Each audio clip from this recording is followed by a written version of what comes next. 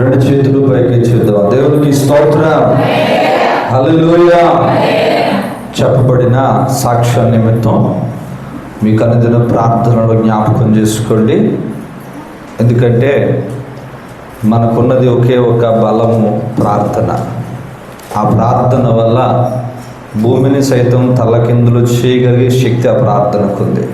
కాబట్టి పరిస్థితి ఎలాంటిదైనా దేవుని హస్తాలకు మనం సమర్పించి వారి నిమిత్తం ప్రార్థన చేస్తే దేవుడే అద్భుత కార్యాలు జరిగిస్తాడు. కనుక ఇప్పటి వరకు చెప్పబడిన సాక్ష్యాల నిమిత్తం మీ వ్యక్తిగత ప్రార్థనలో, అదేవిధంగా సహవాస ప్రార్థనలో జ్ఞాపకం చేసుకోవాల్సిందిగా ప్రభు పేరట తెలియచేస్తున్నాను. దేవునికి స్తోత్రం. చేరవచ్చిన మీ అందరికీ యేసుక్రీస్తు నామములో వందనాలు. దేవునికి స్తోత్రం. హల్లెలూయా. సమయం చాలా అవుతుంది కనుక నేరుగా వాక్యానికి వెళ్దాం. పరిశుద్ధ గ్రంథం నుంచి మొదటి రాజుల గ్రంథము, పరిశుద్ధ గ్రంథం నుండి మొదటి రాజుల గ్రంథము 18వ అధ్యాయము 30వ వాక్యం చదువుకుందాం. అప్పుడు ఏలియా నా దగ్గరకు రండని జనులందరితో చెప్పగా జనులందరూ అతని దగ్గరకు వచ్చి అతడు క్రింద పడద్రోయునున్న యెహోవా బలిపీఠమును బాగు చేసి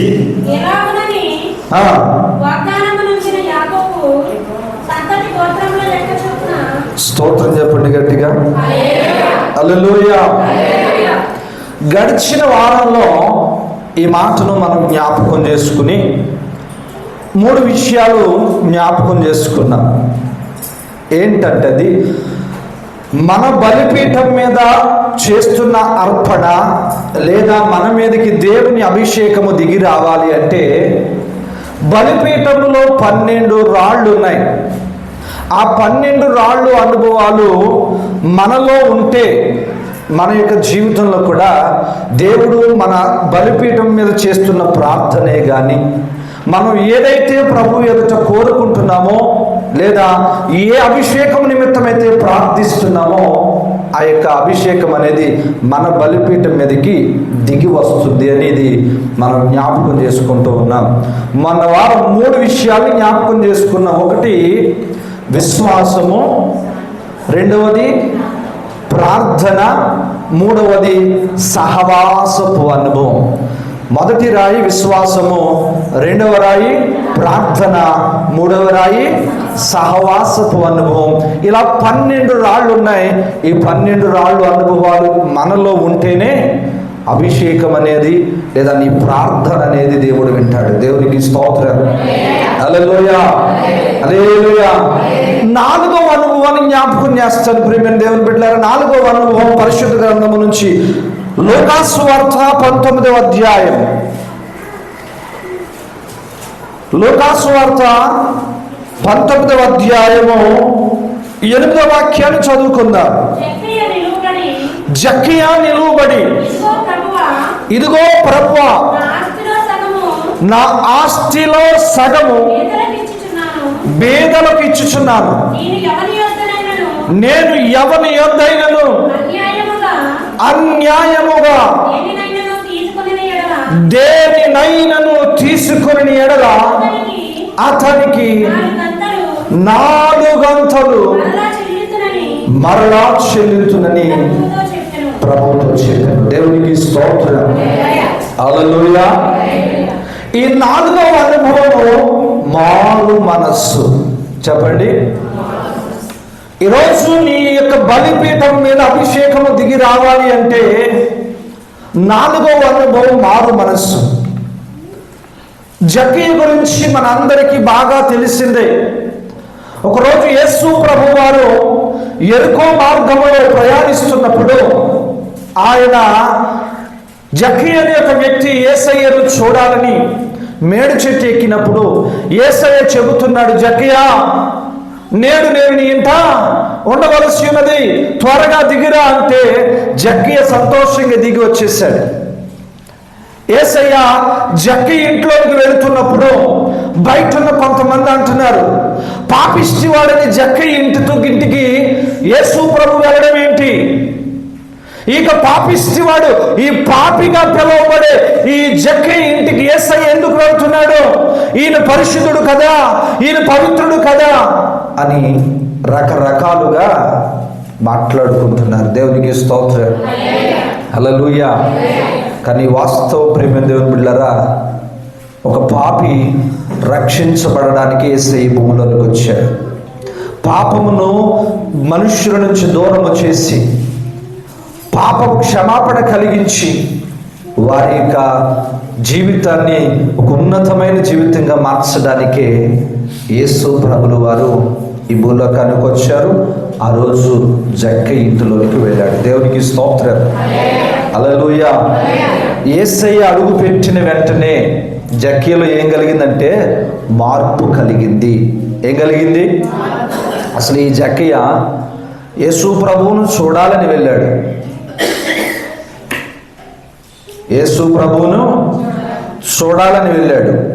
చూడాలన్న ఆ ఆశతో వెళ్ళిన జక్కయ్య ఇంటికి యేసయ్య వచ్చాడు. అసలు ఈ వ్యక్తి నిజముగా నా ఆస్తి అంతటిని ఇచ్చేద్దామని యేసు ప్రభు దగ్గరికి వెళ్ళాడు అంటే లేదు, యేసు ప్రభువును చూడాలని వెళ్ళాడు.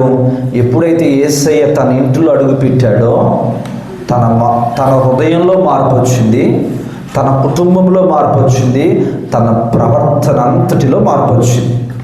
దేవునికి స్తోత్రం, హల్లెలూయా, హల్లెలూయా.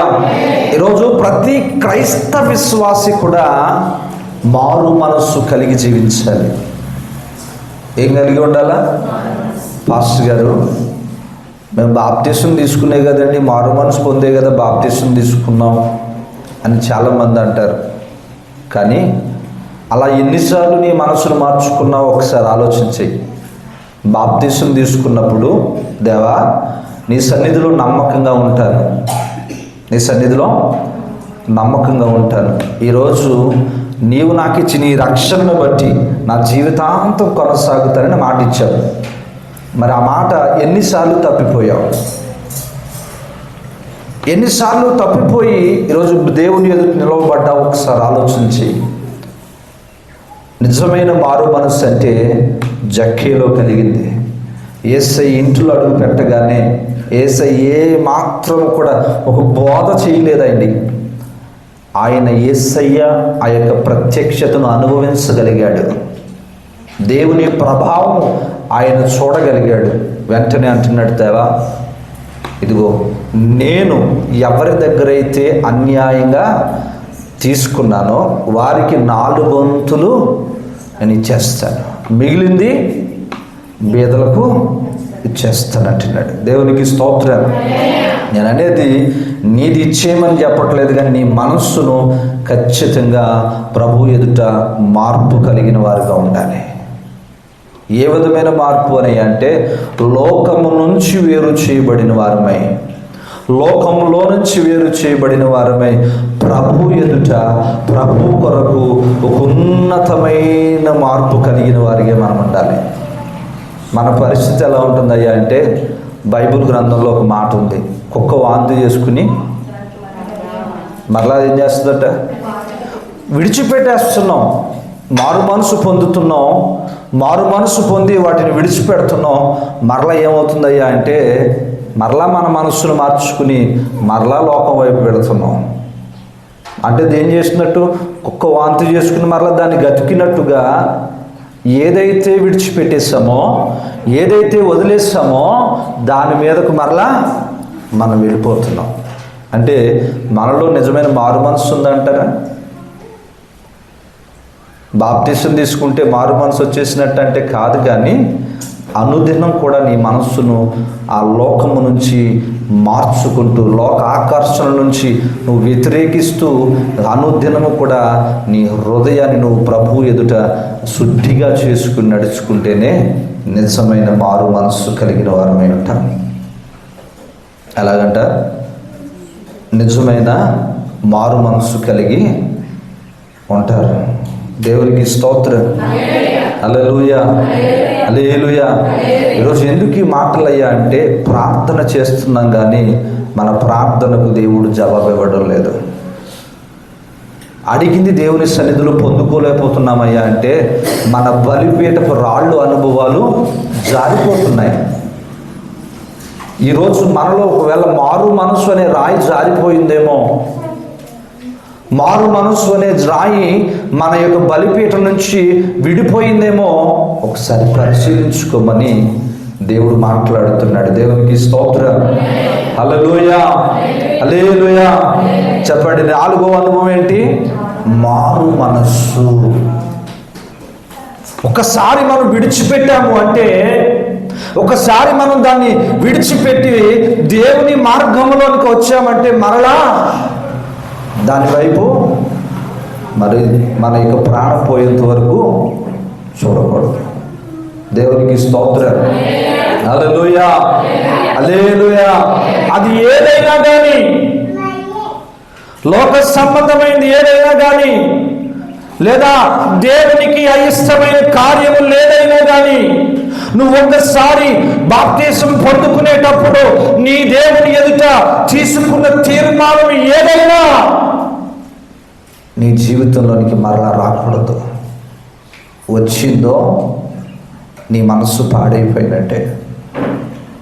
నీ మనస్సు దేవునికి ఇష్టంగా లేనట్టే. వెంటనే యేసయ్య అంటున్నాడు, ఇతడును కూడా అబ్రహాము కుమారుడు అని అంటున్నాడు. ఎవరి గురించి అంటున్నాడు? జక్కయ్య గురించి. జనాలు ఏం చెప్పుకుంటున్నారు ఈయన గురించి? ఒక పాపిష్టుడు, ఒక పాపి, ఈడొక ద్రోహి అని జనాలు చెప్పుకుంటూ ఉంటే అక్కడ కలిగిన మార్పుకు యేసయ్య వెంటనే అంటున్నాడు, ఇదిగో ఇతడును అబ్రహాము కుమారుడు అంటున్నాడు. దేవునికి స్తోత్రం. హల్లెలూయా, హల్లెలూయా. చాలా మంది ఎలా ఉంటారయ్యా అంటే, యేసయ్య దగ్గరికి ఒక యవనస్తుడు వచ్చాడు. ఎవరి దగ్గరికి? యేసయ్య దగ్గరికి ఒక యవనస్తుడు వచ్చాడు. యవనస్తుడు అడుగుతున్నాడు, అయ్యా నిత్య జీవానికి వెళ్ళాలి అంటే, నేను పరలోకానికి వెళ్ళాలంటే ఏం చేయాలా అని అంటే, యేసుప్రభువు అన్నాడు, బాప్తిసం తీసుకోవాలి, వాక్యం చదువుకోవాలి, ప్రార్థన చేస్తూ ఉండాలి, ఇలా కొన్ని విషయాలను చెప్తే అన్నాడు, అయ్యా నేను చిన్నప్పటి నుంచి కూడా ఈ విషయాలను పాటిస్తున్నాను. ఎందుకంటే నేను ఒక క్రైస్తవ కుటుంబంలో పుట్టినవాడు.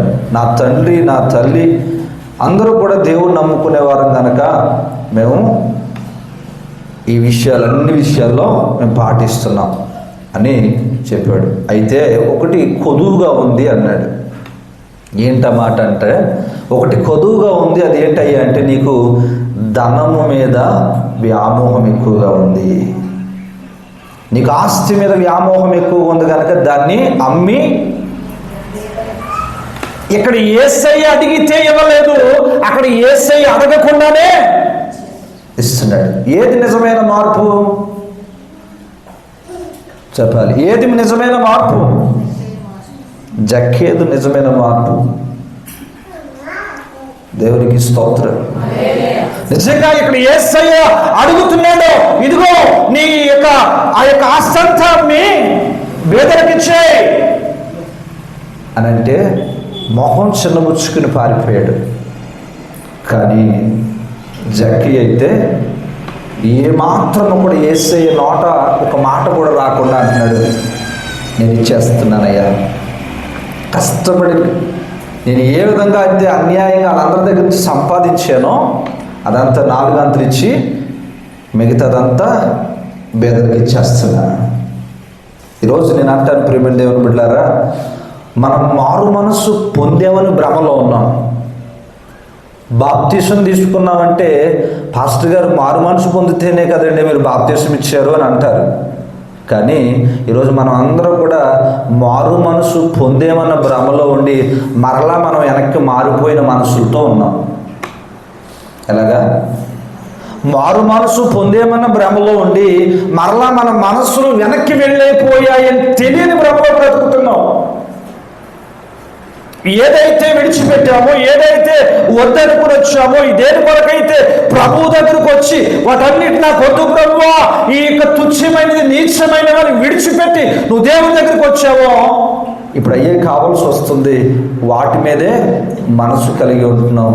అందుకని అంటున్నాడు, నువ్వు నిజమైన మారు మనసు కలిగి లేకపోవడం వల్ల నీ ప్రార్థన, నీవు అడిగిన ఆ యొక్క అవసరము నీ దేవుని సన్నిధిలో తీర్చబడడం లేదు. దేవునికి స్తోత్రం. హల్లెలూయా. 4వ అనుభవం ఏంటంటే మారు మనస్సు. ఈరోజు ప్రతి ఒక్కరు కూడా ప్రతిరోజు కూడా వారి యొక్క కుటుంబ ప్రార్థనలో కానీ వ్యక్తిగత ప్రార్థనలో కానీ నిన్ను నీవు పరిశీలించుకుంటూ ఉండాలా. అయ్యా, నేను ఎక్కడైనా నోటి మాటతో ఒకవేళ విడిచిపెట్టిన దాన్ని ఏదైనా నేను నా మారు మనసు అనుభవం నుంచి తప్పిపోయానేమో, ఒక్కసారి నన్ను క్షమించు ప్రభువా అని నిన్ను నీవు పరిశోధించుకుంటూ నీ వ్యక్తిగత ఆత్మీయ జీవితాన్ని కొనసాగించేవారిగా ఉండాలి. దేవునికి స్తోత్రం. హల్లెలూయా, హల్లెలూయా. 4వ రాయి మారు మనస్సు. 5వ రాయి గురించి మాట్లాడుకుందాం. పరిశుద్ధ గ్రంథం నుంచి హెబ్రీయులకు రాసిన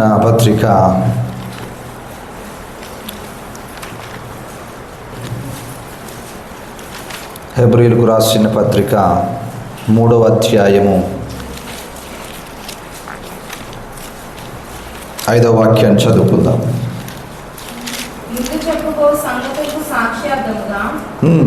మోషే పరిచారకుడై ఉండి దేవుని ఇల్లంతటిలో నమ్మకంగా ఉండెను. దేవునికి స్తోత్రం. హల్లెలూయా. 5వ అనుభవము, 5వ రాయి నమ్మకం. చెప్పండి ఏంటంట? నమ్మకం. దేవునికి స్తోత్రం. హల్లెలూయా, హల్లెలూయా. ఈరోజు ప్రియమైన దేవుని బిడ్డలారా, నువ్వు దేవుణ్ణి నమ్మడం లేదు పూర్తిగా. దేవుణ్ణి పూర్తిగా నమ్మడం లేదు. కొంచెమే ఏదో అల్ప విశ్వాసముగా దేవుని నమ్ముతూ బ్రతుకుతున్నారు చాలా మంది.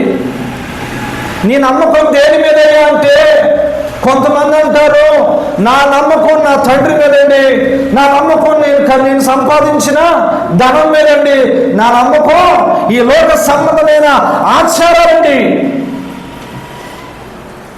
చాలా మంది దేవుని మీద నమ్మకం ఉంచట్లేదు. దేవునికి స్తోత్రం. కానీ మోషే గురించి దేవుడు మంచి సాక్ష్యాన్ని ప్రకటిస్తున్నాడు. ఏంటంట? మోషే గురించి దేవుడు ఒక మంచి సాక్ష్యాన్ని ప్రకటిస్తున్నాడు. ఏంటా సాక్ష్యం అంటే, మోషే పరిచారకుడై ఉండి దేవుని ఇల్లంతటిలో నమ్మకంగా ఉన్నాడు. అందుకనే మోషే చేసిన ప్రతి ప్రార్థన దేవుడు విన్నాడు. మోషే ఇశ్రాయేలు ప్రజల కొరకు 40 సంవత్సరాలు దేవుని సన్నిధిలో పోరాటం చేశాడు. ఏం చేశాడట? చెప్పాలి. పోరాటం చేశాడు. ప్రజలందరూ కూడా దేవునికి వ్యతిరేకమైపోతున్న సమయాల్లో ఆ ఇశ్రాయేలు ప్రజలు వస్తున్న ఆ యొక్క తాత్కాలిక సమస్యలను బట్టి సొడుగుతూ వారి విశ్వాసంలో వెనక్కి వెళ్ళిపోతున్న అనుభవాలను బట్టి చూస్తూ ఉంటే మోషే ఒక్కడే నమ్మకంగా నిలవబడ్డాడట. దేవునికి స్తోత్రం. హల్లెలూయా. మోషే ఒక్కడే దేవుని ఇల్లంతటిలో నమ్మకంగా నిలవబడ్డాడు.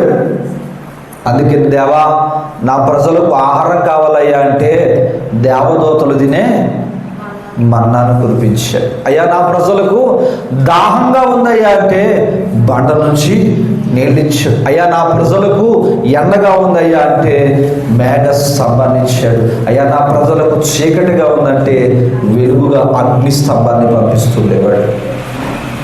మోషే చేసిన ఏ ప్రార్థన కూడా దేవుడు త్రోసివేయలేదు. మోషే చేసిన ఏ ప్రార్థన కూడా దేవుడు త్రోసివేయలేదు. ఎందుకు తెలుసా? ఆయన నమ్మకంగా నడిచాడు కనుక. దేవునికి స్తోత్రం. హల్లెలూయా, హల్లెలూయా.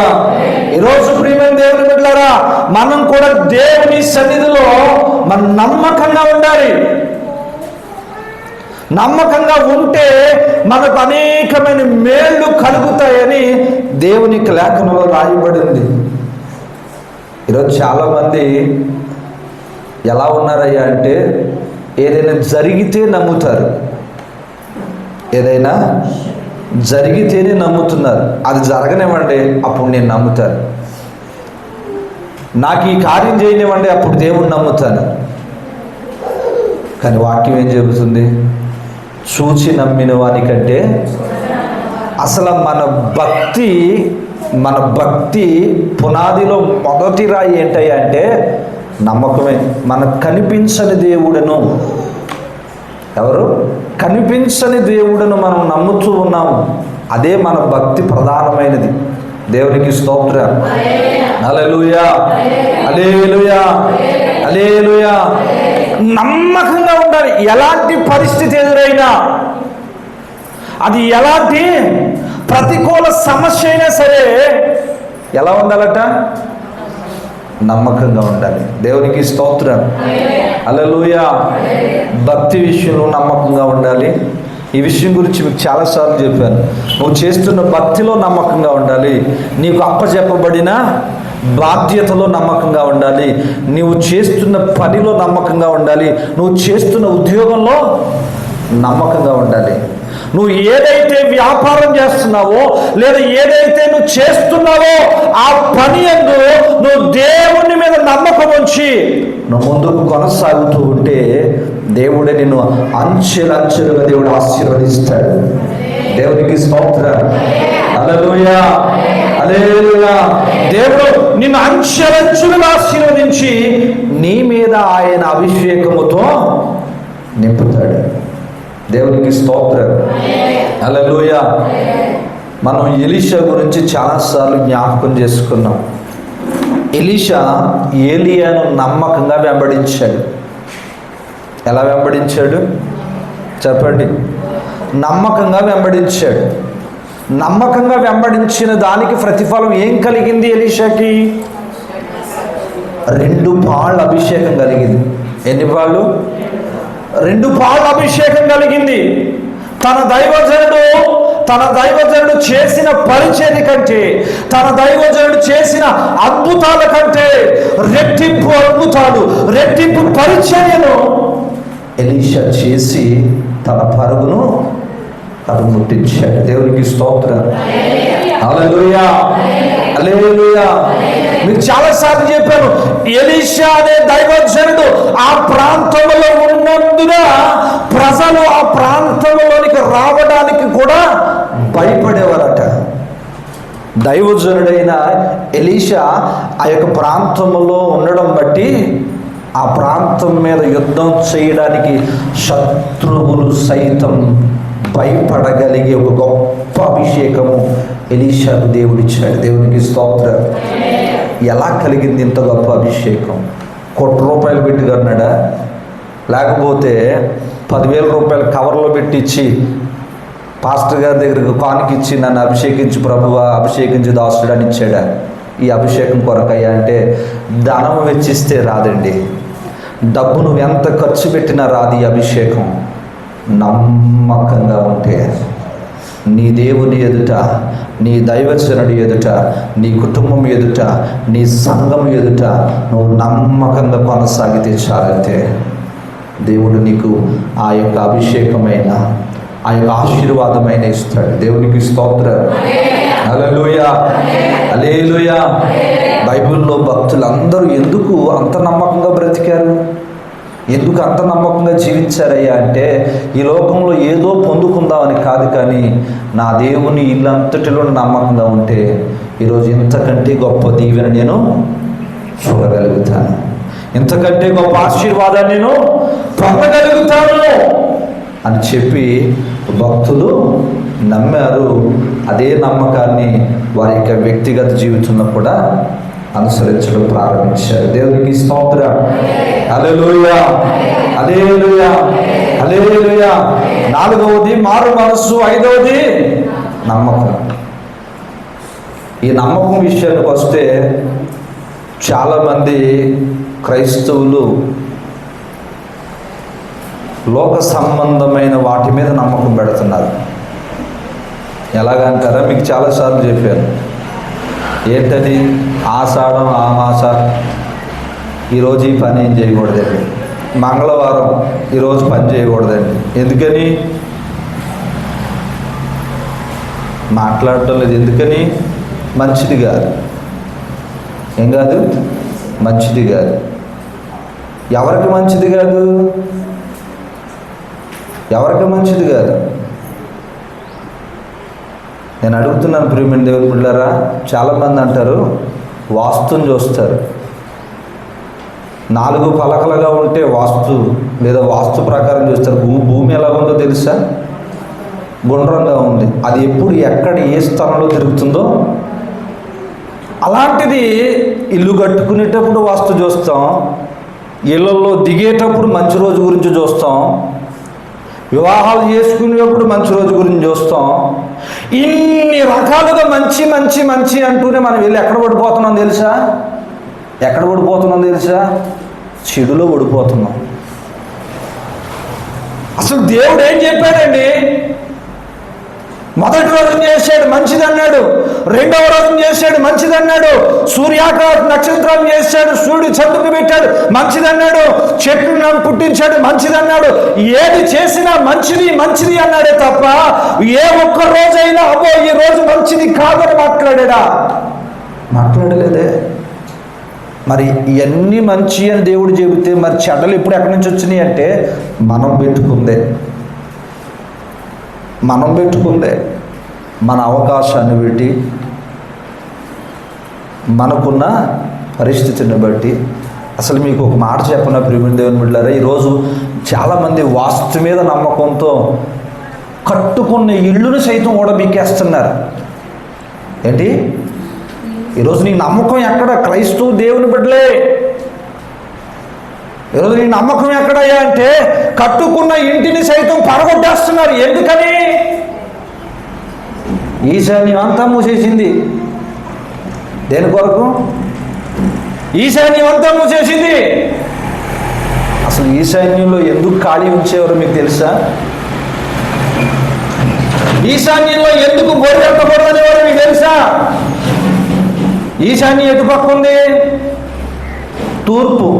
అంటే నేరుగా సూర్యకిరణాలు ఇంటికి రావడానికి, ఇంట్లో పడడానికి. ఇంట్లో సూర్యకిరణాలు రాకపోతే ఏముంటుంది? ఇల్లంతా బ్యాక్టీరియాయే, గబ్బు కంపు మన భాషలో చెప్పాలంటే. అవునా?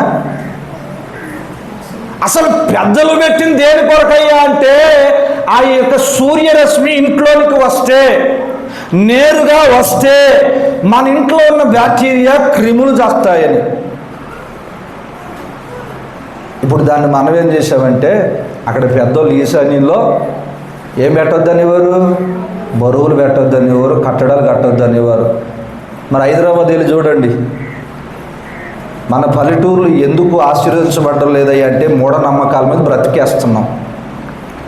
ఎవడో ఒకటి చెప్పిన మాట మీద మనం డిపెండ్ అయిపోయి వెళ్ళిపోతున్నాం. కానీ ఏది మంచో ఏది చెడో తెలుసుకోలేని అజ్ఞానులుగా బ్రతుకుతున్నాం. నేను బయట వాళ్ళ గురించి చెప్పట్లేదు. దేవుణ్ణి నమ్ముకున్న మనమే, దేవుణ్ణి ఆరాధించే మనమే వాస్తు అంటున్నాం, మంచి రోజు కాదు అంటున్నాం.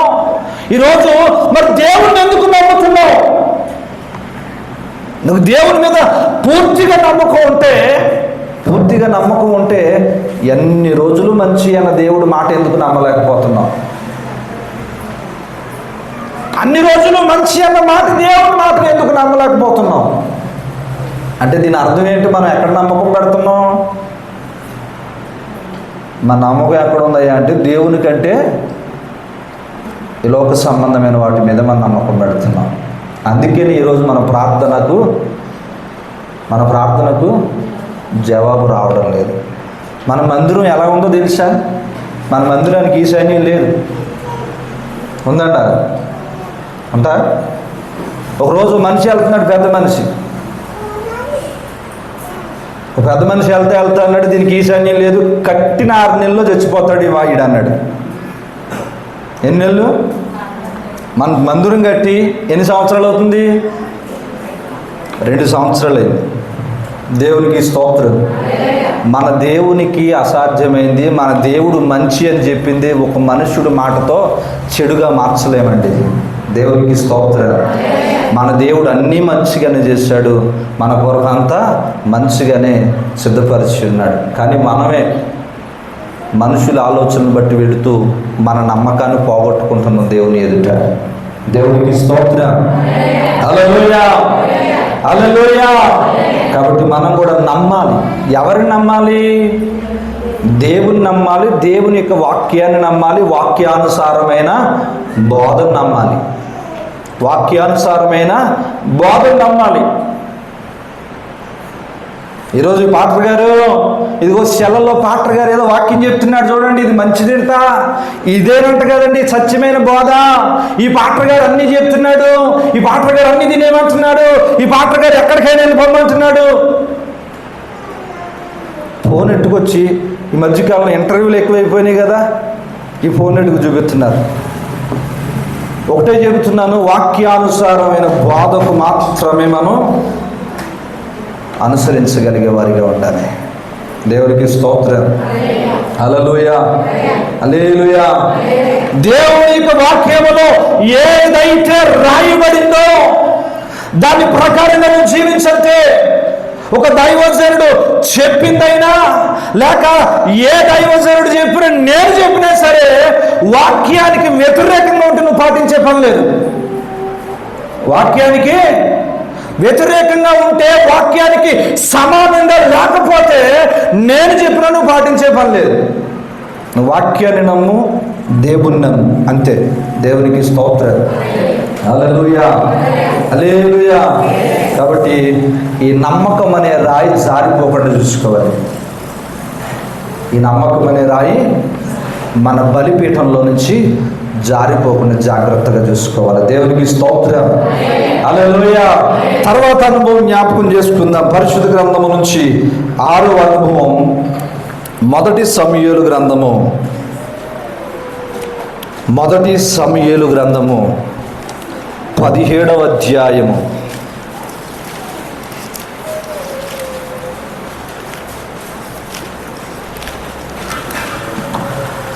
33వ వాక్యం చదువుకుందాం.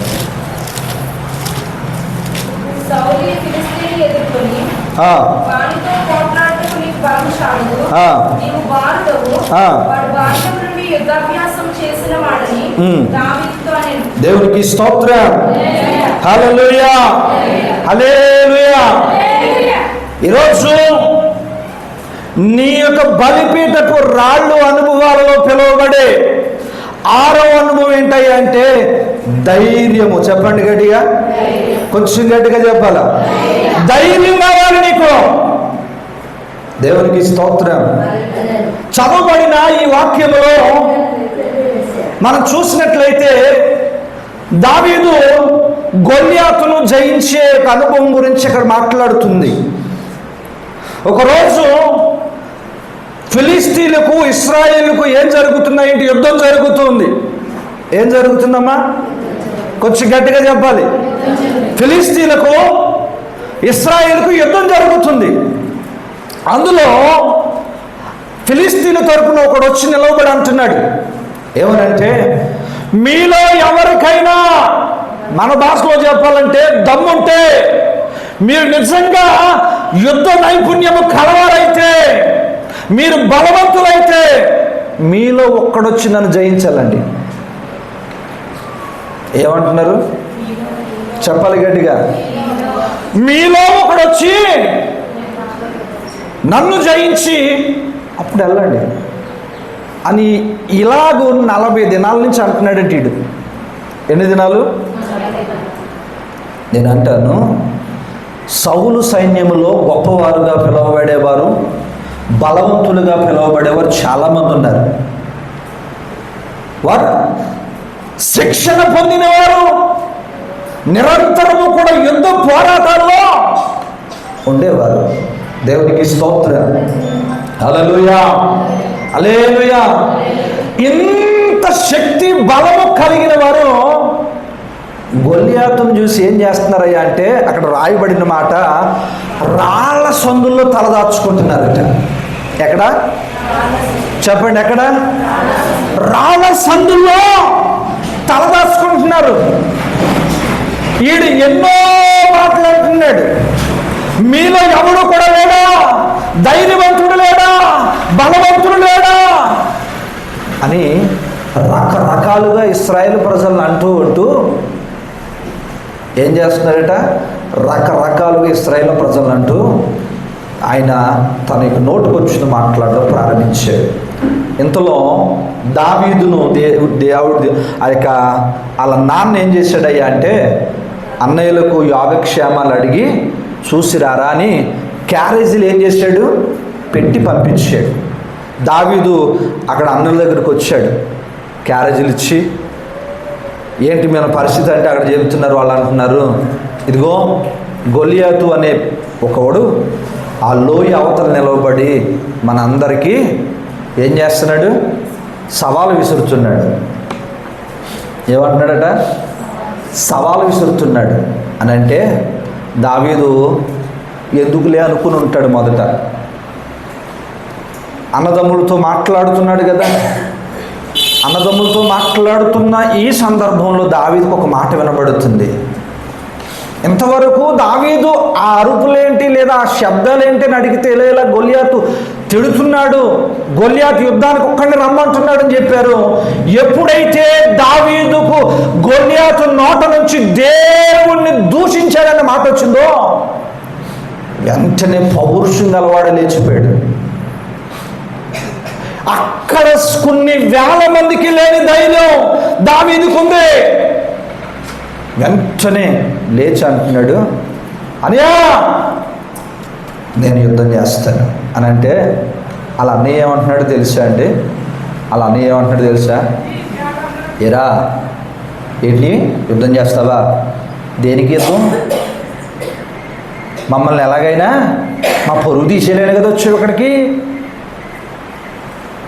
అని అంటున్నాడండి. ఇలా అందరి దగ్గరికి వెళ్తే ఎవడో ఒకడు విన్నాడు ఈ మాట. ఆ మాటని నాలటోడు రాజు దగ్గరికి వెళ్ళి చెప్పాడు. ఎవరి దగ్గరికి? సౌలు దగ్గరికి వెళ్ళి చెప్తే సౌలు దావీదును పిలిపించాడు. ఎవరిని? దావీదుని పిలిపించి అంటున్నాడు.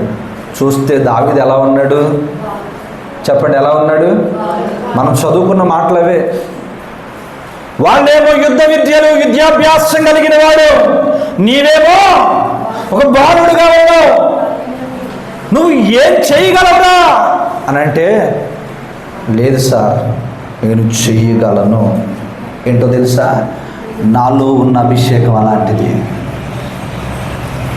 నాలో ఉన్న అలాంటిది అభిషేకం సార్, నేను చేయగలను,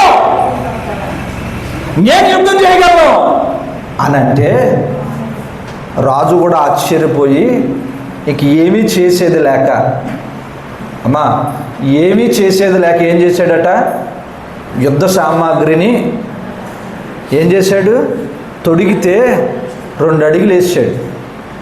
ఎలాగా? ఇప్పుడు మామూలుగా ఒక వ్యక్తి నడిచేవంటే ఎలా నడిచేస్తాడు, మామూలు నడిచేస్తాడు. అలాంటిది ఇంచుమించు ఒక 100 కేజీలు బరువు భుజం మీద ఉంది, 100 కేజీలు బరువు కాళ్ళు కట్టేసి ఉంది. నడమంటే ఎలా నడుస్తాడు, ఇంకా కాలు తీయలేకపోతున్నాడు. 2 అడుగులు వేసేసరికి, రాజా ఇవేవి కూడా నాకు వాడికలో లేవయ్యా, ఇవేవి కూడా నాకు వాడుకలో లేవు, తీసేయండి అని తీసేసి తన వాడుకలో ఉన్న వస్తువులని పట్టుకుని వెళ్ళాడు. ఏంటంట, తన వాడుకలో ఉన్నవే వెంటనే తీసేసాడు. జబ్బకు ఒక చెక్కను తగిలించుకున్నాడు. తన దగ్గర ఉండే తాడు, వడిసెల తాడుని పట్టుకుని వెళ్ళాడు. వెళ్ళేటప్పుడు అక్కడికి వెళ్ళి అడుగుతున్నాడు. ఇంతలో దావీదు గారిని చూసిన గొల్లియాతు, ఎక్కడ చెప్పండి, ఎవడో శక్తివంతుడు, ఎవడో బలవంతుడు వచ్చాడు అంటే ఆ రాళ్ల మధ్యలో నుంచి దావీదు తల కనబడుతుందంట గొలియాతుకి. వీడెవడో దోకుని వస్తున్నాడు రా అంటున్నాడు వాడు. తీరా చూస్తే అక్కడ దావీదు ఎలా వస్తున్నాడట, ఒక చిన్ని ఒడిసెల తాడుతో సాధారణంగా ఏదో ఆడుకోవడానికి వెళ్ళినట్టు వెళ్తున్నాడు దావీదు. అప్పుడు అంటున్నాడు, రే ఏట్రా నువ్వు నన్ను చంపడానికి వస్తున్నావా? మీ జనాలందరూ కూడా కొన్ని వేల మంది అక్కడ నాతో పోరాటము చేయలేక రాళ్ల మధ్యలో దాక్కున్నారే, వాళ్ళని అడుగు నా గురించి చెప్తారు అని అంటే దావీదు వాడి మాటలు ఏం పట్టించుకుంటున్నాడా? వాడి మాటలు ఏం పట్టించుకోవట్లా, నేరుగా వెళ్తున్నాడు. అంటున్నాడు, ఇప్పుడు ఆకాశ పక్షులకు నేను ఆహారంగా వేస్తాను. ఆహారంగా ఆకాశ పక్షులకు వేస్తాను అంటే దావీదు అంటున్నాడు, చూసుకోవచ్చులే. ఎంత ధైర్యం ఎలా వచ్చిందంటారు ఈయనకి? కొన్ని వేల మంది భయపడి పారిపోతున్నప్పుడు ఈయన ఎందుకు నిలవబడ్డాడయ్యా అంటే దేవుని సన్నిధిలో ఆయన చేస్తున్న ప్రార్థన, ఆరాధన, ఆయన కలిగిన అభిషేకం అలాంటిదే. దేవునికి స్తోత్రం, హల్లెలూయా. ఈయనకి ఈ పనే ఉంది. గొర్రెలు కాసుకునేటప్పుడు ఈ పని ఏంటయ్యా అంటే అరణ్యంలోకి ఆ గొర్రెలు తీసుకుని వెళ్ళడం, ఆ వాటిని మేపుకుంటూ చెట్టు మీదో చెట్టు కింద కూర్చుని పాటలు పాడుకుంటూనే ఉంటాడు. పాటలు పాడుతూనే ఉన్నాడు, ఆరాధన చేస్తూనే ఉన్నాడు, ప్రార్థన చేసుకుంటూనే ఉన్నాడు. ఇంక ఈయనకి శక్తి ఎక్కడైనా తక్కువ అంటారా? అక్కడే బోల్డంత సమస్య వచ్చింది. సింహం వచ్చింది, సింహాన్ని చీల్చాడు. ఎలుగుబంటి వచ్చింది, ఎలుగుబంటిని చీల్చేశాడు. ఇది కొన్ని చెప్తున్నాడు ఇక్కడ. ఎక్కడికి వచ్చి ఈ యుద్ధ రంగంలోకి వచ్చి చెప్తున్నాడు. వాడికంటే గొప్ప వేడాడు సారీడు. సున్నతి లేని ఈ ఫిలిస్తీయుడు నా దేవుని జనాంగాన్ని అనడానికి సరిపోడు, వాడు సరిపోడు సార్ అని చెప్పి యుద్ధానికి బయలుదేరాడు. దేవునికి స్తోత్రం, హల్లెలూయా, హల్లెలూయా. దావీదు యుద్ధానికి బయలుదేరాడు. గొలియాతు నవ్వుతున్నాడు, రే నువ్వేం చేయగలవు అని. కానీ వాస్తవానికి దేవుని బిడ్డలారా, యుద్ధము దావీదు ప్రకటించాడు కానీ యుద్ధము చేసింది మాత్రము దేవుడే. నేను ఎందుకు ఈ మాట చెబుతున్నానంటే చాలామంది సమస్యలను బట్టి భయపడి వెనక్కి బారిపోతున్నారు ఇశ్రాయేలు ప్రజల వల్ల. కానీ ఎవరైతే నిలవబడతారో, ఎవరైతే దావీదు వలె నిలవబడతారో వాళ్ళు జయ జీవితము కలిగిన వారిగా దేవుని ఎదుట, ఇక సంఘం ఎదుట బలమైన పాత్రలుగా నిలవబడతారు. దేవునికి స్తోత్రం, హల్లెలూయా. దావీదు ఆ ఒడిసెల తాడు పెట్టి గిర్ర తిప్పి కొట్టాడట. ఎక్కడ తగిలింది అది? నేరుగెళ్ళి ఇక ఎక్కడ లేదు స్థలం అబ్బాయికి. గొలియాతు గారికి కాళ్ళకి మొత్తం అంతా కూడా ఇత్తడి సామానం, ఇనప సామానం అన్నీ చుట్టేశారు. పాపం కళ్ళు చూడడానికి కంటికి నుదుటి మీదే కనుబొమ్మల మధ్యలో ఖాళీ కనబడుతుందంట. నేరుగా దావీదు గారు కొట్టిన రాయి ఎక్కడ తగిలింది? నొసట మీద తగిలింది. దేవునికి స్తోత్రం, హల్లెలూయా, హల్లెలూయా. వాస్తవానికి ప్రియమైన దేవుని బిడ్డలారా, దావీదు విజయము దేవుడిచ్చిన ఒక గొప్ప ఆశీర్వాదం. ఎందుకంటే అతడు ధైర్యము కలిగి ఉన్నాడంతే. ఏం కలిగి ఉన్నాడు? ఇది ఎంతసారి ఈ సమస్య అంత మనకి ఇలాంటి శ్రమలు ఎన్నో అనుభవించారు భక్తులు. వాటికంటే గొప్ప సమస్యలు అవి అని ఎప్పుడైతే నువ్వు వాటిని చిన్నవి చేసి నీ భక్తిని ఎప్పుడైతే గొప్పగా చేస్తావో అప్పుడు నీ జీవితంలో కార్యం జరుగుతుంది. సమస్యకు భయపడి దాక్కునేటట్టయితే మనం ఇంకెప్పుడు దాక్కోవాలా? దాని కొరకు దేవుని సన్నిధిలో పోరాటం చేయగలిగేవారుగా ఉండాలా. అది విడుదల కలిగేంత వరకు, అది మనం పొందుకునేంత వరకు, అది పొందుకునే క్రమంలో నువ్వు ప్రార్థిస్తున్నప్పుడు కొన్నిసార్లు సాతాను నీ యొక్క శరీరమును సైతం నలగొట్టేస్తాడు. మోకాళ్ళు వేయకుండా నీ శరీరాన్ని సైతం బలహీనపరుస్తూ ఉంటాడు. దాన్ని బట్టి ప్రార్థన చేయడం మానేయకూడదు. అవసరమైతే కూర్చునన్న ప్రార్థన చేయగలగాలి. దేవునికి స్తోత్రం. హల్లెలూయా. సాతాను గాడు ఏం చేస్తాడయ్యా అంటే నీలో ధైర్యాన్ని, నీలో ఆ యొక్క బలమును తీసివేయాలని చెప్పి, నువ్వు చేస్తున్న ప్రార్థనకు ఆటంకము చెయ్యాలని చెప్పి వాడు నిన్ను ఏం చేస్తాడయ్యా అంటే బలహీనపరిచేస్తాడు. మోకాళ్ళు అయినప్పుడు మోకాళ్ళు అయినకపోతే మనం ఏం చేయాలా? కాళ్ళు నొప్పొస్తున్నాయని చెప్పి పడుకోవాలా? అయితే పడుకుంటే అంతటితో నువ్వేం చేయబడినట్టు? నువ్వు రాయి కింద, రాయి దగ్గర దాక్కున్నట్టే.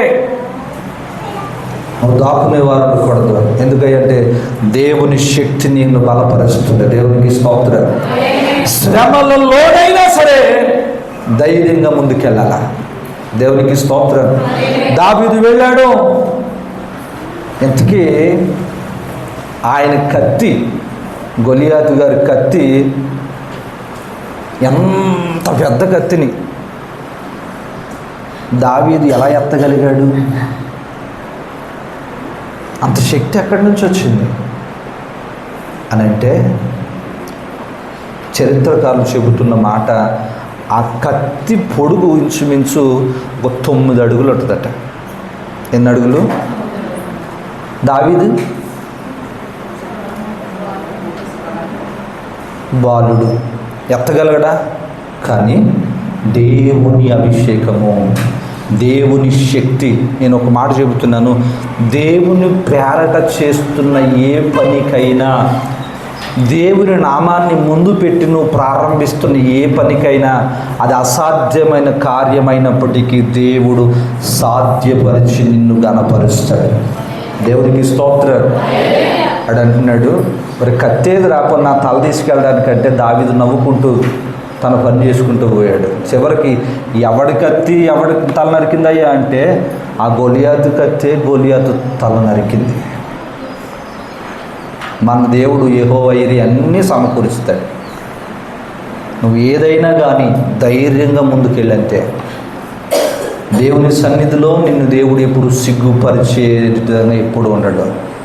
ఎందుకు మనం సిగ్గుపడుతున్నామంటే మనం దేవుని ఎదుట ధైర్యంగా ముందుకు వెళ్ళలేకపోతున్నాం. సౌలు ఆపేయాలనుకున్నాడు, అన్నయ్యలు ఆపాలనుకున్నారు, జనాలు ఆపాలనుకున్నారు. దావీదు ఆగాడా? మరి నువ్వెందుకు ఆగిపోతున్నావు? నువ్వెందుకు ఆగిపోతున్నావు? ఈరోజు నీ దీవెన, నీ ఆశీర్వాదము, నీ అభిషేకము ఆగిపోవడానికి సాతాను కొన్నిసార్లు, నేను చాలాసార్లు చెప్తున్నాను, కొన్నిసార్లు నీ ఇంటి కుటుంబీకులనే ప్రేరేపిస్తుంటాడు. ఆగిపోమ్మని చెప్పు. దేవుని మాట్లాడుతున్న మాట, ఎవరు ఎన్ని చెప్పినా దేవుని కార్యముకు, దేవుని యొక్క ప్రేరణ చేయు ప్రతి పనికి కూడా నువ్వు ధైర్యంగా ముందుకెళ్ళిపోతే. దేవునికి స్తోత్రం. హల్లెలూయా, హల్లెలూయా. వెంటనే దేవుని కార్యం చూడగలుగుతావు. నువ్వు ఏమాత్రం కూడా అనుమానంతో, సందేహంతో ముందుకు వెళ్ళకూడదు. దావీదు జీవితంలో సందేహం లేదు. అక్కడ నేను వెళ్ళగలను సార్, నేను కొట్టగలను, నేను వాడిని జయించగలనని ఆ కత్తి మోసుకుంటూ ఆ తల చేతు పట్టుకు వస్తున్నాడట దావీదు. దేవునికి స్తోత్రం. జనాలు ఆశ్చర్యపోతున్నారు. వెళ్ళేటప్పుడు అనుకున్నారు వీడు తిరిగి వస్తాడో రాడు అనుకున్నారు. ఈరోజు చాలామంది నీ పరిస్థితిని బట్టి, చాలామంది నీ యొక్క స్థితిని బట్టి ఇంక బ్రతికింతే ఇంక అయిపోయింది అని అంటారు. కొంతమంది అయితే ఒకవేళ నువ్వు ఎక్కడ వెళితే బాగుపడిపోతావో అని చెప్పి ఆటంకాలు చేస్తుంటారు. వెళ్ళకు, నువ్వు ఆ పని మొదలెట్టకు. ఒక్కసారి దేవుని మనసు, దేవుని నీ హృదయంలో ఒక ఆలోచన పుట్టించినప్పుడు దాని కొరకు దేవుని మాటకు తప్ప మనుషుని మాటకు ఏమాత్రం తలపోయి పని లేదు. వెళ్ళిపో అంతే, దేవుడే చూసుకుంటాడు. దేవునికి స్తోత్రం.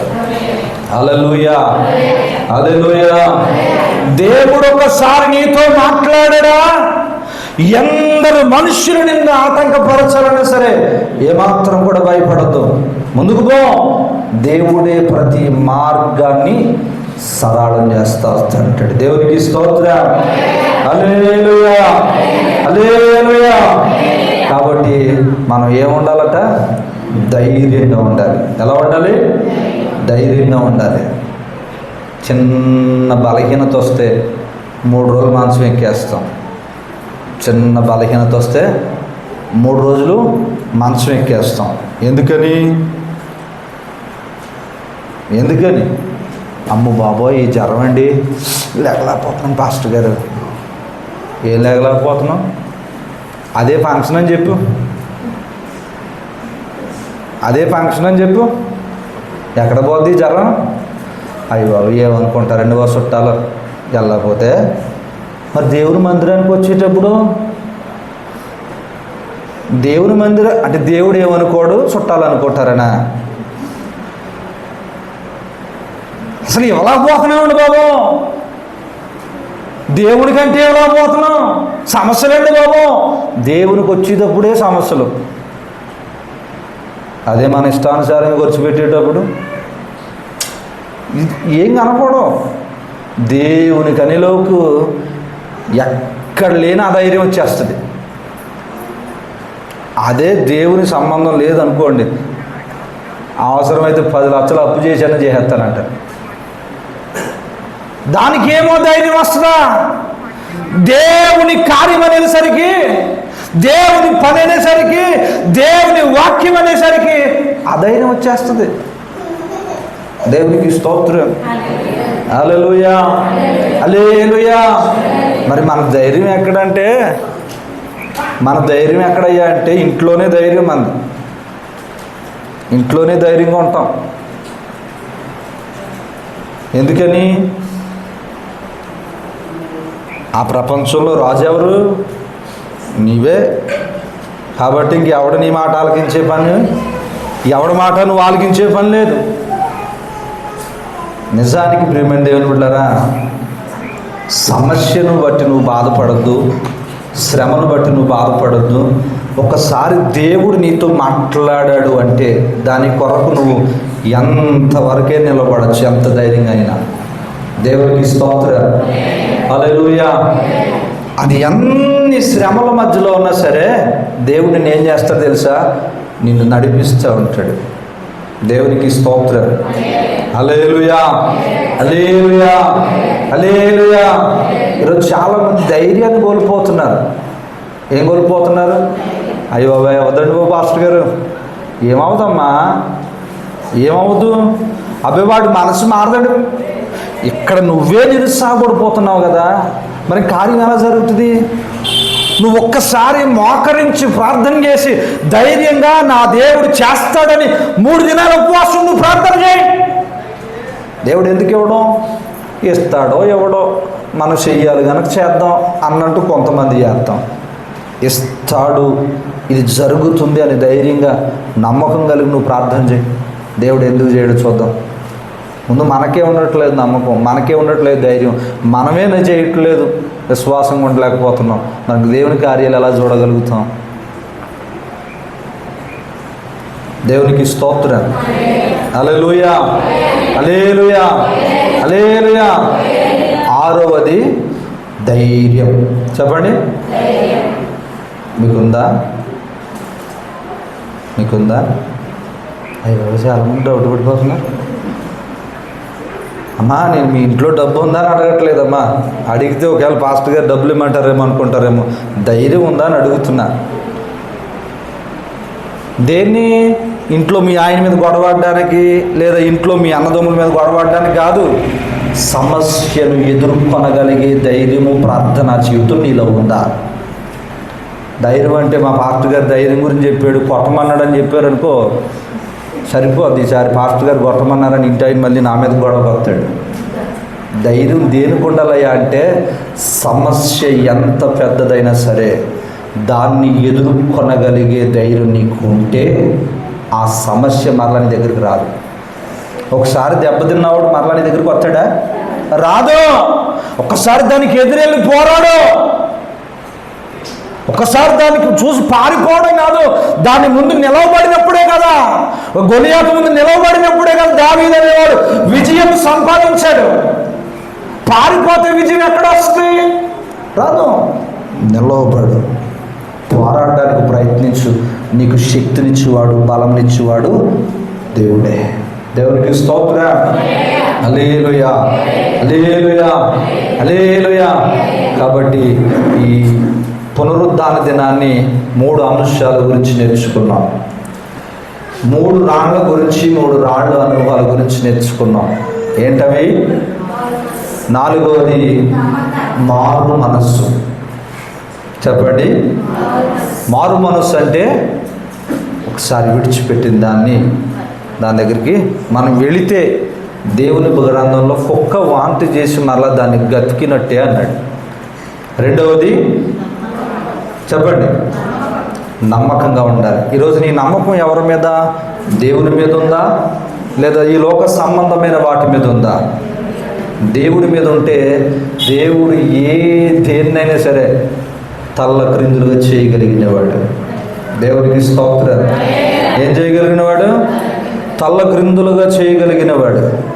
దేవునికి స్తోత్రం. హల్లెలూయా, హల్లెలూయా. 3వది ధైర్యం కోల్పోకూడదు. ఈ 3 అనుభవాలు, మన చెప్పిన 3 అనుభవాలు, 6 అనుభవాలు, 6 రాళ్ళు. నీ బలిపీఠం మీద దేవుని అభిషేకం దిగి రావాలి అంటే, నీ ప్రార్థనకు దేవుడు జవాబు ఇవ్వాలి అంటే, నువ్వు చేయని ప్రతి యాచన దేవుని సన్నిధికి చేరాలి అంటే, ఈ 6 రాళ్ళు ఖచ్చితంగా నీ బలిపీఠంలో ఉండాలి. ఇంకెన్ని రాళ్ళు ఉన్నాయి? ఇంకా 6 రాళ్ళు ఉన్నాయి. మిగతా వచ్చే వారం దేవుని యొక్క వాక్యాన్ని జ్ఞాపకం చేసుకుందాం.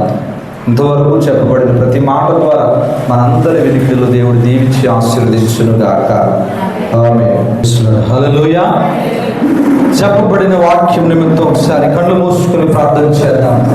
దేవుని సన్నిధిలో అడుగుదాం. దేవా, ఇదిగో తండ్రి, నీ యొక్క అభిషేకమైన, నీ ఆశీర్వాదమైన, నీ కార్యములు మా ఎడల, మా ప్రార్థన ద్వారా అయా మేము పొందుకోవాలి అంటే, అయ్యా ఇదిగో తండ్రి, నా బలిపీఠపు రాళ్ళు అనేవి జారిపోకూడదన్నా. అవును తండ్రి, ఈ జారిపోయిన అనుభవంలో ఉంటే ఏ విధమైన అభిషేకము నా మీదకి దిగిరాదు నాయన. ఇదిగో ఎలాంటి ఆశీర్వాదం నేను పొందుకోలేనయ్యా. తండ్రి, నీ సన్నిధిలో ప్రార్థిస్తున్నా. ఏలియా అయ్యా పడద్రోయబడిన బలిపీఠాన్ని బాగు చేసినట్టుగా నీ వాక్యముతో అయ్యా ఇదిగో మాలో ఉన్న లోటులను సరిచేస్తూ ముందుకు కొనసాగుతున్నందుకు నీకు వందనాలు. అయ్యా ఇదిగో తండ్రి, ఇంతవరకు నాన్న ఇదిగో నీ సన్నిధిలో అయ్యా ఎలాగో నమ్మకంగా ఉండాలో, అయ్యా ఇదిగో తండ్రి ఏ విధంగా ధైర్యంగా ఉండాలో, అయ్యా ఇదిగో తండ్రి మీ సన్నిధిలో ఏ విధమైన అయ్యా ఇదిగో తండ్రి ప్రభువా మారు మనస్సు కలిగి ఉండాలో మాకు నేర్పించినందుకు మీకు వందనాలు. ఇదిగో తండ్రి, విన్న ప్రతి మాట కూడా నా మా జీవితాల్లో నీరు కట్టి ఫలింపచేయయ్యా. ఇదిగో విని వెళ్ళిపోవడం కాదు దేవా, ఇదిగో తండ్రి విని వెళ్ళిపోవడం కాదు నాయన. ఇదిగో తండ్రి ప్రభు, చక్కయలో కలిగిన మారు మనస్సు, అయా మోషే కలిగిన నమ్మకమైన మనస్సు దయచేయండి. అయా దావీదు వలె ఒక ధైర్యం కలిగిన మనస్సు మాకు దయచేయండి తండ్రి. అయా మాకు కలుగుతున్న శ్రమలను బట్టి మేము దాక్కునేవారు కాదయ్యా. ఇదిగో నీ సన్నిధిలో ప్రతి పోరాటముకు కూడా అయా నీవిచ్చిన ప్రార్థన శక్తితో మాకు కలిగిన ఆ ప్రార్థన ఆయుధముతో పోరాడగలిగే అనుభవం నేర్పించమని ప్రార్థిస్తున్నాము తండ్రి. అయా విన్న ప్రతి మాట నా మా జీవితాన్ని నీరు కట్టి ఫలింపచేయమని అయ్యా ఇదిగో తండ్రి చేరి వచ్చిన ప్రతి బిడ్డను పేరు చొప్పున దీవించి ఆశీర్వదించండి. సాక్ష్యం చెప్పిన ప్రతి సాక్ష్యాన్ని బట్టి నీకు ప్రార్థిస్తున్నాను. అయ్యా ఆయా సాక్ష్యమును బట్టి నీ నామాన్ని గణపరచబడిలాగును అద్భుత కార్యములు, స్వస్థ క్రియలు, భీకర కార్యములు జరిగించమని సమస్త మహిమను మీరే పొందుకోమని ప్రార్థిస్తున్నాను. బిడ్డలు ప్రేమతో అర్పించిన కానుకలు దీవించండి. ఇచ్చిన బిడ్డలకు నూరంతులను గురించి కానుకలు నీ పరిచర్యలో వాడుకోవాలని సమస్తము మహిమ ఘనత మీకు అర్పించుకుంటూ యేసు నామములో అడిగి వేడుకొని పొందినాము తండ్రి. ఆమేన్. తండ్రి దేవుని ప్రేమ, కుమారుని యేసు క్రీస్తు వారి కృప, పరిశుద్ధ ఆత్మ సహవాసము, సహాయం మనకు లోకమున సమస్త దేవుని బిడ్డలందరికీ సదాకాలము తోడై నడిపించును గాక. ఆమేన్.